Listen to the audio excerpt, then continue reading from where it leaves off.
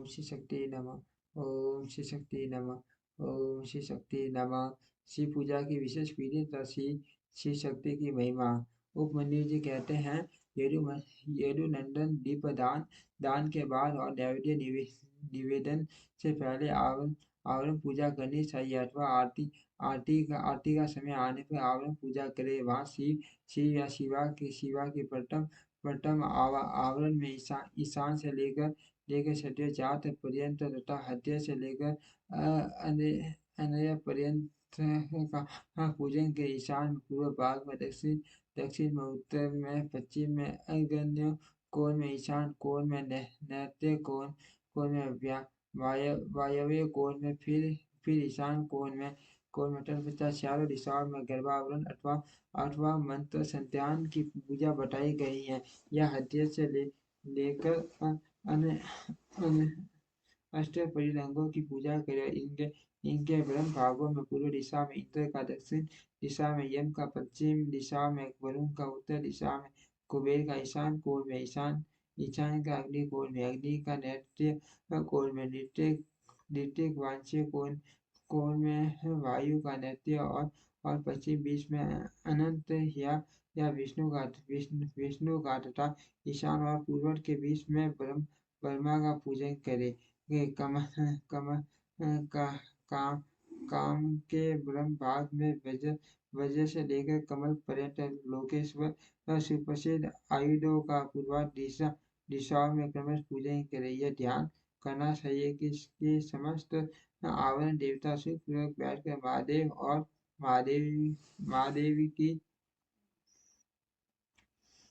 और दोनों हाथ जोड़े देख रहे हैं। फिर सभी आवरण देवताओं को प्रणाम करके नमः पद युक्त अपने अपने नाम से पुष्पोपचार समर्पण पूर्वक उनका कर्मश पूजन करें तथा इंद्राय नमः पुष्प समर्पयामि इत्यादि। इसी तरह गर्भावरण का भी अपने आवरण संबंधी मंत्र से यजन करें। योग, ध्यान, होम, जप ब्रह्म अथवा अभयंतर में भी देवताओं का पूजन करना चाहिए। इस तरह उनके लिए स्वयं प्रकार की हवि भी देनी चाहिए। किसी एक सूद का अंतर बना हुआ मूंग मिश्रित अन्न या मूंग की खिचड़ी, खीर, दधी मिश्रित अन्न, गुड़ का बना हुआ पकवान तथा मधु से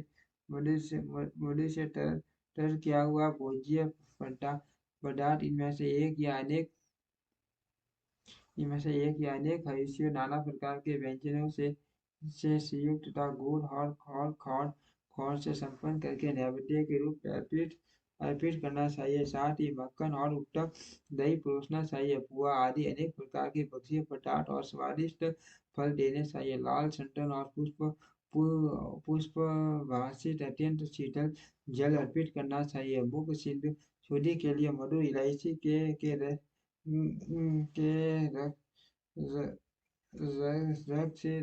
से युक्त सुपारी के टुकड़े, खैर आदि से युक्त सुनहरे रंग के पीले पानी के पत्तों के बने हुए बड़े बीड़े शिलाजी का सून, सफेद सून, और जो अधिक रूखा या दूषित न हो, कपूर, कंकुल, नूतन एवं सुंदर जायफल आदि अर्पित करने चाहिए। आलेपन के लिए चंदन का मूल काष्ठ अथवा उसका सूरा, कस्तूरी, कुमकुम मर्दात्मक रस होने चाहिए। फूल वही चढ़ाने चाहिए जो सुगंधित, पवित्र और सुंदर हो। गंध रहित, उत्कट गंध साले, दूषित, बासी तथा स्वयं ही टूटकर गिरे हुए फूल शिव के पूजन में नहीं देने चाहिए। कोमल वस्त्र ही चढ़ाने चाहिए। भूषणों में विशेष वही अर्पित करने चाहिए जो सोने के बने हुए तथा विद्युत मंडल के समान चमकीला हो। वे सब वस्त्र कपूर, गुरु और चंदन से भूषित तथा पुष्प समूह से सुवासनीय होनी चाहिए। ये चंदन, अगुरु, कुबेर, सुगंधि काष्ठ तथा रसगुल्ले के सून, घी और मधु से हुआ धूप उत्तम माना गया है। कपिला गाय के अत्यंत सुगंधित घी घी से प्रतिदिन चिल्लाए दिव्य श्रेष्ठ माने गए हैं। पंचक द्रव्य मीठा और भीगा दूध दही घी एवं घी ये सब भगवान शंकर के पाने के लिए अभीष्ट हैं। हाथी के दांत के बने हुए जो सुदर्शन एवं रत्नों से जटिल शिव के लिए श्रेष्ठ उन आसनों पर विशिष्ट विसावन कोमल गद्दे गद्दे सही इनके सिवा और भी और भी बहुत सी छोटी छोटी बड़ी सुंदर एवं सुखद शैयाएं होनी चाहिए।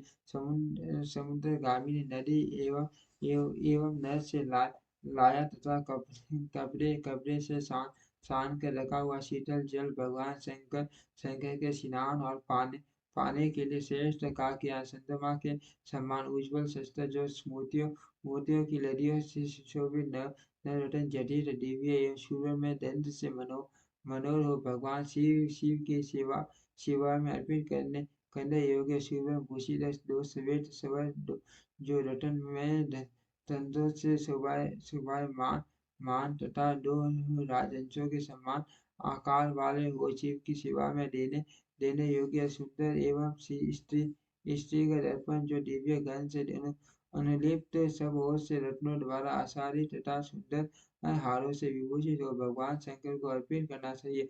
उनके पूजन में हंस कुंद एवं चंद्रमा के समान उज्ज्वल तथा गंभीर ध्वनि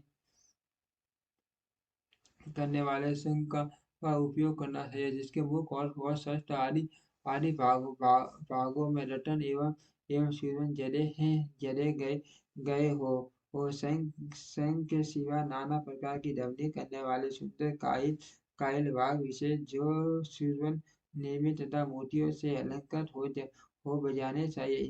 इनके अतिरिक्त मेरी मृदंग गुरज टीमिस और पतई आदि बाजे भी ही जो समुद्र की गर्जना के समान ध्वनि करने वाले हो वो इतने पूर्वक जुटा कर रखने चाहिए। पूजा के ये सभी पात्र और भांड भी सुरन के ही बना बनवाए। परमात्मा महेश्वर शिव का मंदिर राजमहल के समान बनवाना चाहिए जो शिल्प शास्त्रों में बताए हुए लक्षणों से युक्त व उसे चार दीवारियों से गिरा उसका गोपुर इतना ऊंचा हो कि पर्वताक पर दिखाई दे वह अनेक प्रकार के रत्नों से आच्छादित हो उसके दरवाजे के फाटक सोने के बने हुए हो उस मंदिर के मंडप में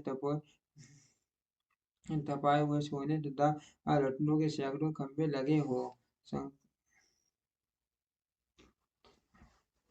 संदो वे में मोती की लड़ियां लगी हुई हो दरवाजे के फाटक में मूंग जड़े गए हो मदिरा का शिखर सोने के बने हुए दिव्य कलाकार मुकुटों से अलंकृत एवं अष्टराज त्रिशूल से सीधित हो न्याय पाजी देवियों से भक्ति पूर्वक महादेव जी की पूजा करनी चाहिए। यदि कोई अनन्याय पाजी द्रव्य से भी भक्ति पूर्वक शिव जी की पूजा करता है तो उसे भी कोई प्राप्त नहीं सकता क्योंकि भगवान भाव के वशीभूत न्याय संगीत सत यदि कोई बिना भक्ति के पूजन करता है तो उसका फल नहीं मिलता क्योंकि पूजा की सफलता में भक्ति अपने वैभव के अनुसार भगवान शिव के उद्देश्य से कुछ किया जाए वह थोड़ा हो या बहुत हो या दैत्य दोनों का सम्मान धन व मानवीय भक्ति भाव से प्रेरित होकर भगवान शिव का पूजन कर सकता है किंतु महान व्यापकशाली भी यदि भक्तिहीन है तो उसे शिव का पूजन नहीं करना चाहिए। शिव के प्रति भक्तिहीन पुरुष यदि अपना सर्वस्व भी दे डाले तो उससे वह शिवराधना के फल का भागी नहीं होता क्योंकि आराधना में भक्ति ही कारण है। शिव के प्रति भक्ति को छोड़कर कोई अत्यंत उग्र तपस्या और संपूर्ण यज्ञों से भी दिव्य शिव धाम में नहीं जा सकता। अतः श्री कृष्ण सर्वत्र परमेश्वर शिव की आराधना में भक्ति का ही महत्व है। यह गुरु से भी गुप्त बात है इसमें संदेह नहीं है।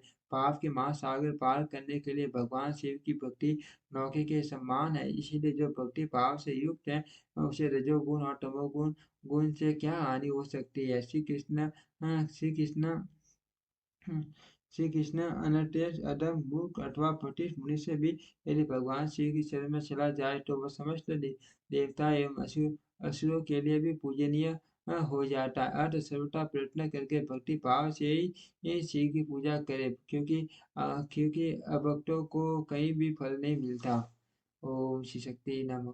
ओम श्री शक्ति नमः। ओम श्री शक्ति नमः। ओम श्री शक्ति नमः।